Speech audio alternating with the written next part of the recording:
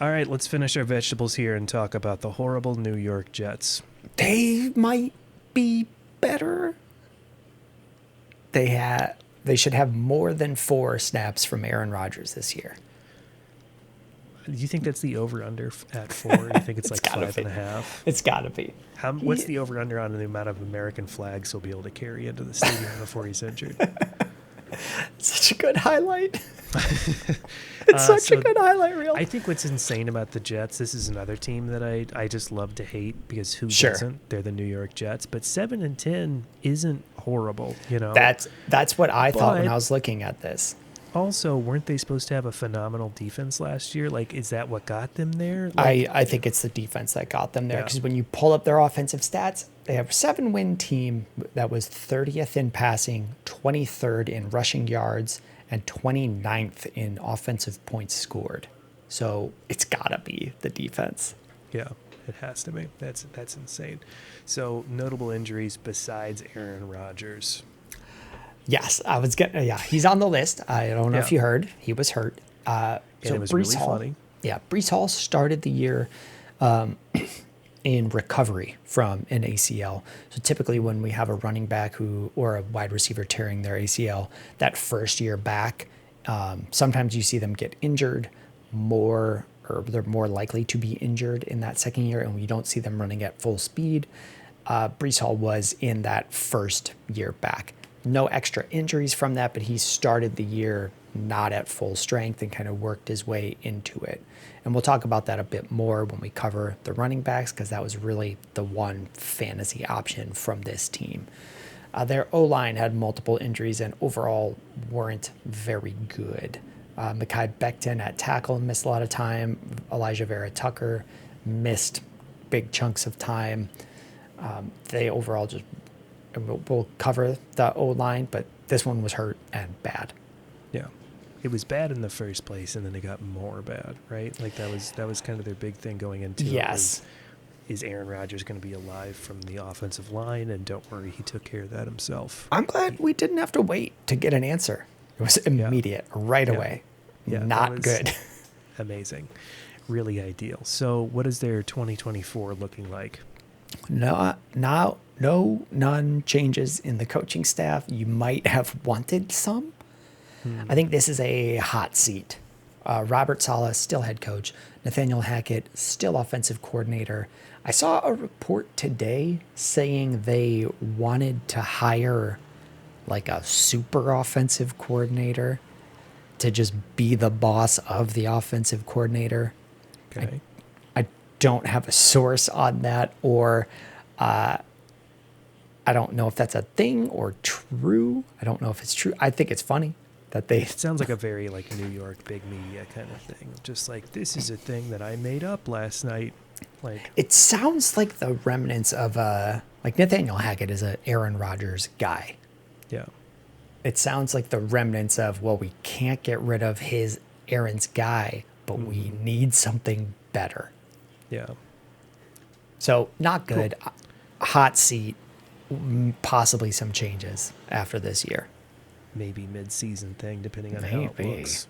'Cause, Maybe. just big what it's the Jets. It's a hellhole. So let's talk about the offensive line here. They were awful. Poo, terrible. Yes. But for 2024, changes. Mekhi Becton gone. Laken Tomlinson gone. They brought in some veteran tackles. They drafted a tackle at what position were they picking? 10th in the draft. Yeah, I think Olu 10. Fashanu was picked at 10. They've signed Joe Simpson. Let me pull up their draft and see if they got anyone else. Just a lot of changes. A lot. It's rebuilt. Just It was doing terrible. whatever they can to help people survive. Yes. Do you feel like this is like a treading water situation where they're just trying to do something? Or, I mean, obviously, Fashanu is somebody that basically every team would have wanted. Oh, yeah. He's got a great outlook, really phenomenal at the tackle position. But, I mean, he's going to be a plug-and-play sort of guy. But also that's one position on an offensive line that was already not great. I think he'll start right away. That should or because they signed some tackles.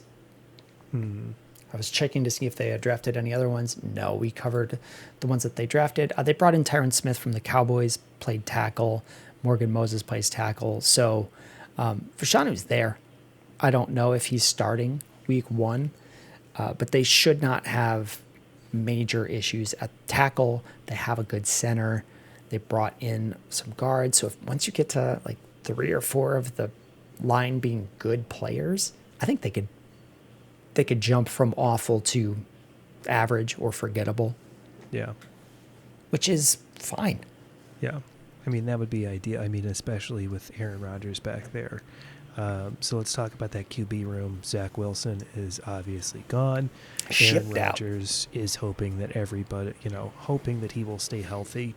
How many drafts do you think he is going to be in the top 5 QB? I would say top 5 is too much. Top 8, top 10 QBs that are drafted. We got a lot of fringe guys in our, fantasy leagues. In home leagues, top 10, it'll happen. Yeah. It shouldn't. It doesn't No, need to. It shouldn't. So I looked back at his last year in Green Bay, where I think they had worse receiving options. So this would have been, it was a year of all rookies. This was 2022 in Green Bay, his last year starting. That would have been Christian Watson, Romeo Doubs, rookie guys coming in. Yeah. He was over 14 points per game, which not really usable. That was coming off back-to-back great seasons. Here, I'm projecting him at like a 16, 17 would be a high-end points per game, and that's usable. That's back half of QB2 range. So I think he has the floor of a QB2. He's being ranked as the 20th quarterback right now. Like, that seems fine. That seems fair. I have no issues with that consensus ranking. And more importantly, I think he'll be able to make the rest of the players on the team work. Yeah.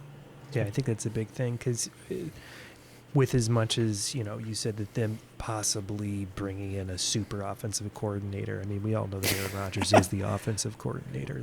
Maybe that's what they're saying is that he'll actually be healthy. I hope so.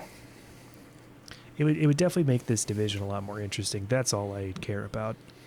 Because I know we're in the same boat of hating Aaron Rodgers, like how everyone should be. Sure. And if nothing else, that's a more interesting division. But enough about Aaron for now. Let's talk about that running back position. Breece Hall. He's really the only option that you're looking at running backs. He finished as running back 4. I mentioned he started the year in kind of recovery mode and ramped up over time. Did not catch any of those after effects injuries related to an ACL. So he should be fully healthy. He's consensus rank running back 2. And when we have guys this high, like at wide receiver, for wide receivers 3, 4, I'll say things like, I could be fine if you took him at 1. I don't see it with Breece Hall. Like the points difference, it's really important when you're looking at rank numbers to see, well, how much better is running back 1 to running back 2 or running back 15 to 20. Like that point differential is really all that we care about. Yeah. And the difference last year between running back 1 and what Breece Hall did was 22 points a game in half PPR for Christian McCaffrey and 14.9 for Bryce. That's a huge discrepancy compared to other positions. So I don't see him overtaking Christian McCaffrey this year, but he's locked in at 2 or 3. Him or Bijan should be the second guy in every draft. There's not a ton else to say. He's going to get most of the work. We can cover some of the guys behind him. Braylon Allen, a rookie fourth rounder coming. He's basically day 3 running back out of Wisconsin. Sure, yeah, that sounds right. I mix up Braylon Allen on the Jets and Jalen Wright Oh, It's Braylon Jalen. One of them is out of Wisconsin. They're both day 3 pick running backs in the AFC East. That's about all we need to say about him. It's not someone I'm drafting. They also still have their second-year guy, Izzy Abanikanda. Not a threat to Brees Hall's workload. Want to cover wideouts? let's go wide receivers here. Well, how's that looking? So some changes. Guys coming in. Mike Williams from the Chargers. And Malachi Corley, a third-round pick. Yes, he was the first pick of the third round out of Western Kentucky. Kind of a short range, short depth target, a lot of receptions, yards after the catch kind of guy. Dig it. Those are guys coming in. Garrett Wilson is really the one that we want to talk about. Last year finished as wide receiver 31, and when we're talking about Aaron Rodgers making other parts of this offense more valuable, that's who we're talking about. I didn't even put down his points per game last year because it's just such a bad offense with Zach Wilson and whoever else they were running out there. Yeah. Garrett Wilson is going as wide receiver 7 right now in consensus ranks. Okay. How do you feel about that? He has not ever hit those numbers before. We think he's great. I want him to be. Yeah. If I was in an auction league, that would be somebody I would bring up pretty early just to see if somebody blows money. Because I'm more of a prove it first kind of thing, especially with, a 40-year-old QB who we do know is very good, but also, like you said before, good players are good, and Zach obviously hurts that a little bit, but 31-7 is insane.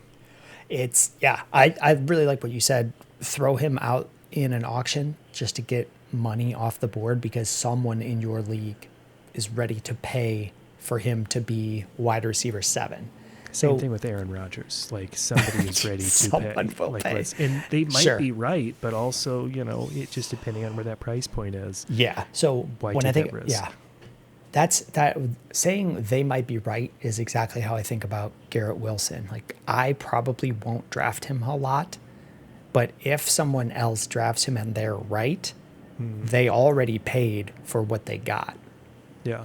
You drafted him at wide receiver 7, so he would be jumping 6, I think, is A.J. Brown.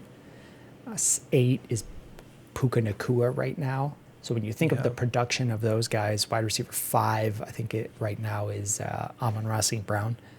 You're getting good players there. Yeah. Yeah, that's a hell of a spread right there in that little you haven't built in any upside. So if it slips over the summer, I could get back in, but right now it's 7. Yeah. Someone will take him, but it's probably not me unless he falls a couple spots. Other wide receivers, they are bringing in Mike Williams from the Chargers. He ended the year on IR last year. We don't have a ton of news or updates about when he will be practicing again. So right now it's May, and he's not expected to be ready for training camp. He just signed with the Jets, and presumably they've seen his knee and feel like he could play. But he's being drafted or ranked as wide receiver 51 right now. He's had years where he's been good. He could ramp up over the rest of the offseason. This is one of the few chances where I would care about good news in the offseason. In training camp when they say guys are in the best shape of their life, I don't care. If the coach says they love a player and want to be on the ball, I don't care. But if there's good news about his injury, then I do care. It's one of the few things that I could care about. Yeah. Last up, Malachi Corley. He's being ranked at 82 overall. This feels like placeholder value. We'll go through training camp. It should ramp up some. I don't see him going undrafted or last round. I think he'll eventually get up into the drafted area when it's just Garrett Wilson and him if he takes over as wide receiver 2. Yeah. So if you think Mike Williams has a good offseason here and it seems like he's going to be fully ready and healthy to go, we know that Aaron Rodgers likes to pick one wide receiver and just really, really, really throw it at that guy. Do you feel like that's going to be more Wilson? Do you think that might be Williams because he's a little bit older? I think What do you it's think? I think it's Wilson. Yeah. I think they Kind of a had Christian that. Watson situation again. I just think they had more like a Devontae Adams. I think they had built up that Okay. trust going into last season, Hmm. and I think there was a lot of excitement for it to happen last year, and it just didn't based on injury. I really want Garrett Wilson to be good. I think it would be great if he is wide receiver 7 or higher. Just having another great receiver is just fun to watch.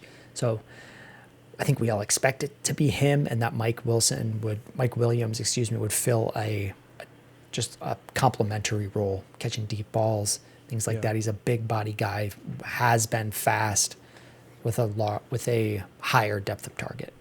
Cool. All right, tight end position. Nothing really here for fantasy. It's Ty Conklin is the guy if there's anyone, but this is nothing to me. I bring him up to say really only because some people say he's a late round option. I don't see it. Maybe one start a year, but no. Yeah. What are your big three takeaways for this team? So you covered it when we went over the offensive rankings. Like, this team could get pretty good. The defense can hang, so they could be in games. They could easily jump from 7 wins to 9, 10, and be on the cusp of a playoff. It was really just an abysmal offense last year holding them back. Number 2, Brees Hall's great. Draft him. If he falls to you, snag him. Draft him over any running back other than Christian McCaffrey. And then third, I just covered it. Like, I just really want Garrett Wilson to be good. I just want another great receiver out there. Yeah.